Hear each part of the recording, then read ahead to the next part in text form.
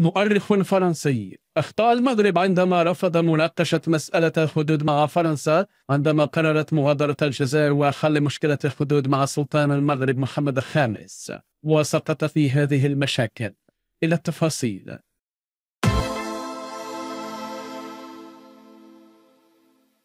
نكتشف يوما بعد يوم بأن الدولة المغربية لم تتعامل تاريخيا مع مسألة الحدود بتلك البراغماتية التي ميزت تعامل الدول مع مثل هذه القضايا الحيوية، وهو ما انعكس على خارطة المملكة وفتح علينا مشاكل لازلنا نعيش على وطأتها، خاصة مع وجود كيان في الجوار يمتلك من القابلية للذل والعمالة والخيانة ما جعل منه أداة وظيفية في يد المستعمر السابق.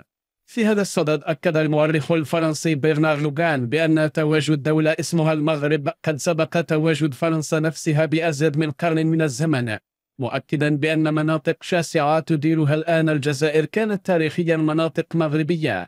وأشار برنار لوغان إلى أن المغاربة ارتكبوا خطأ تاريخيا فادحا عندما تعاملوا بنخوة وأناقة مع مطلب دوغول، والذي قرر مغادرة الجزائر وحل مشكلة الحدود مع سلطان المغرب محمد الخامس آنذاك. هذا الأخير اعتبر بأن حل مشكلة الحدود مع المستعمر سيكون بمثابة طعنة في ظهر الإخوة الجزائريين، وبأن مشكلة الحدود سوف تحل بعد استقلال الجزائر.